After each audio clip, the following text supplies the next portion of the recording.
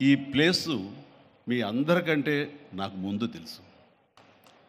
2000 సంవత్సరంలో రామ్‌దేవ్ ఇది ప్రారంభించినప్పుడు ఇక్కడ కొన్ని మొక్కలు పాంప్లెట్ వేసి మా ఇంటికి తీసుకొచ్చి, మీరు ఇల్లు కడుతున్నారు, ఏదైనా ఉపయోగపడుతుందో చూడండి అంటే వెంటనే ఎంత ముచ్చటేసిందంటే, ఎప్పుడో విదేశాలకు వెళ్ళినప్పుడు ఇలాంటి మొక్కలు, ఇలాంటి కళాకృతులు, ఇలాంటి అద్భుతమైనటువంటి సజీవ శిల్పాలు జీవం ఉన్నటువంటి ఇలాంటివి చూస్తుంటే ఇలాంటివి మనం తీసుకెళ్ళిపోతే బాగుండే, ఓడ షిప్లో తీసుకెళ్తే బాగుండే అని అంత టెంప్ట్ అయ్యేవాడిని. అలాంటిది ఇక్కడ హైదరాబాదులో ఈ శివారుల్లో ఒకటి లభిస్తుందంటే కనుక చాలా ఆనందంగా ఉంటుంది. రామ్‌దేవ్ ఫస్ట్ ఆఫ్ ఆల్ నేను కూర్చున్న చోట బయట కనపడకుండా నాకు ఏదైనా ఫెన్సింగ్ లాగా ఉండాలి, అలాంటి గుబురుగా ఉండకూడదు అంటే అక్కడ చక్కగా కొమ్మల్ని ఒక ఫెన్సింగ్ లాగా అల్లి పైన మాత్రం గ్రీన్ ఉండేలాగా పెద్ద స్క్రీన్ చేశాడు. అది ఇప్పుడు చూస్తుంటే కనుక ఎంత బాగుంటుందంటే బయట నుంచి చూసేవాళ్ళకి నేను జైల్లో ఉన్నట్టు ఉంటుంది, అన్ని కటకటాల్లాగా ఉంటుంది.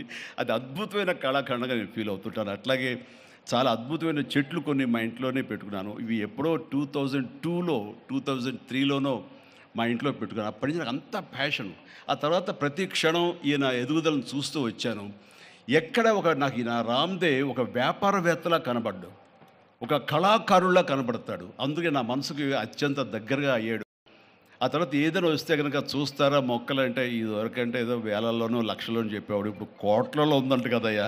నేను ఇప్పుడు నా సంపద అంతంత మాత్రమే ఉంది, కొనలేనేమో అన్నారు. కానీ చూడండి సార్, వస్తే మీరే టెంప్ట్ అవుతారు. ఇప్పుడు గౌరవ ముఖ్యమంత్రి గారితో పాటు అన్నీ వీక్షిస్తుంటే ఎంత టెంప్టింగ్ ఉందంటే, ఇవన్నీ మన ఇంట్లో పెట్టేసుకుంటే ఎంత బాగుంటుంది అనిపిస్తుంది. అంత అందంగా దీనికి కావాల్సిందని వ్యాపార దృక్పథం కాదు, కళాకారుల హృదయం, కళా హృదయం ఉండాలి.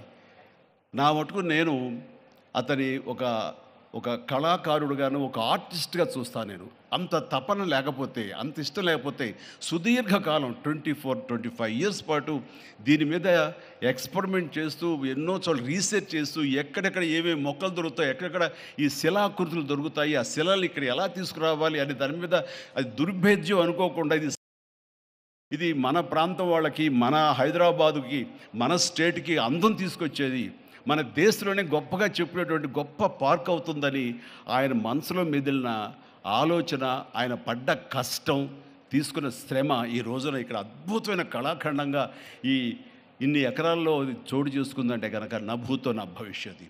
ఎవరైనా సరే అంత డబ్బులుంటే కనుక ఏం వ్యాపారం చేద్దాం, ఇంత స్థలం ఉంది కదా, దీన్ని ఎలా రియల్ ఎస్టేట్ చేద్దాం, దీన్ని ఏదో గవర్నమెంట్ వాళ్ళ మన్నలతో వాళ్ళ పర్మిషన్లతో తీసేసుకుని అక్కడ మనం మల్టీ స్టోరీ పెట్టుకుంటే ఆయన జీవితం కాదు కదా, తరతరాలు కూడా నిలిచిపోతాడు. అలా కాకుండా ఆయన కేవలం ఒక లోపల ప్యాషన్, చిన్నప్పటి నుంచి కాలేజీ రోజులో చదివే దగ్గర నుంచి, ఆర్ట్ కాలేజీలో చదువుతున్న దగ్గర నుంచి కూడా ఆయన మదిలో ఉన్నటువంటి ఆయన బ్రెయిన్ చైల్డ్, అలాంటి దాన్ని ఈ రోజున ఈ రూపం తీసుకొచ్చారంటే ప్రతి క్షణం ప్రతి కార్నర్ ముఖ్యమంత్రి గారు చూసి ఎంత ముచ్చటపడిపోతున్నారంటే అంత ఇంత కాదు.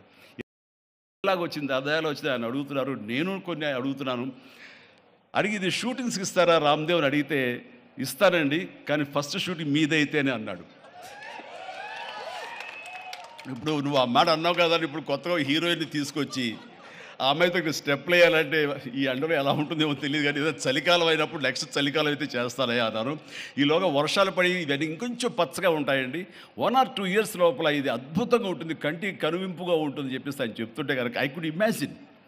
అట్లాగే ఇక్కడ వెడ్డింగ్ ప్లాన్ చేసుకోవచ్చు, వెడ్డింగ్స్ కానీ ఇతర రిసెప్షన్స్ కానివ్వండి, పలు ఈవెంట్స్, అలాగే ఐస్కి సంబంధించినటువంటి ఆ స్కేటింగ్ సంబంధించినవి చేయాలని ఇలా ఎన్నెన్నో ప్లాన్స్ ఉన్నాయని అవన్నీ కూడా చేయగలడు, ఆ సామర్థ్యం ఉంది.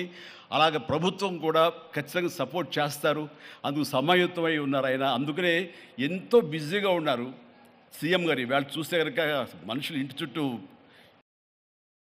అన్నీ పక్కకు పెట్టి, ప్రోగ్రామ్స్ అన్ని పక్కకు పెట్టి, నిన్నటిదాకా ఆయన ఎలక్షన్ క్యాంపెయిన్ ఎక్కడో చేసి వేరే రాష్ట్రాల్లో వచ్చి రామ్‌దేవ్ మీద ఈ ప్లేస్ మీద ఎంతో ప్రేమ లేకపోతే, ఇలాంటి దాన్ని మనం ఎంకరేజ్ చేయాలి అని ఆయన ఉద్దేశం లేకపోతే ఇంత ఓపికగా ఈ ఎండ్లో ఆయన వచ్చేవారు కాదు. ఫస్ట్ ఆఫ్ ఆల్ ఆయన ఇక్కడికి వచ్చి దీన్ని ఎంకరేజ్ చేస్తున్నందుకు వారికి మనస్ఫూర్తిగా అభినందనలు తెలియజేస్తున్నాను ముఖ్యమంత్రి గారికి. ఎందుకంటే అలాంటి వాళ్ళు అనుకుంటేనే, వాళ్ళ కళ్ళలో పడితేనే, వాళ్ళు ఇంప్రెస్ అయితేనే దీనివల్ల ఎంతోమందికి ఉపాధి కలుగుతుంది, ఇది ఎంతోమందికి కనువిందు కలుగుతుంది, మరి ఎంతోమంది ఈ ప్లేస్ని వాళ్ళ ఈవెంట్స్కి ఉపయోగించుకుంటారు. తద్వారా టూరిజం పెరుగుతున్న ఉద్దేశంతో కూడా మన జూపల్లి కృష్ణారావు గారు దీన్ని ఎంకరేజ్ చేయడం కోసం సమాయత్తమై ఉన్నారు. అలా ప్రభుత్వ సహకారాలు దీనికి మెండుగా ఉంటాయని ఆశాభావం వ్యక్తం చేస్తూ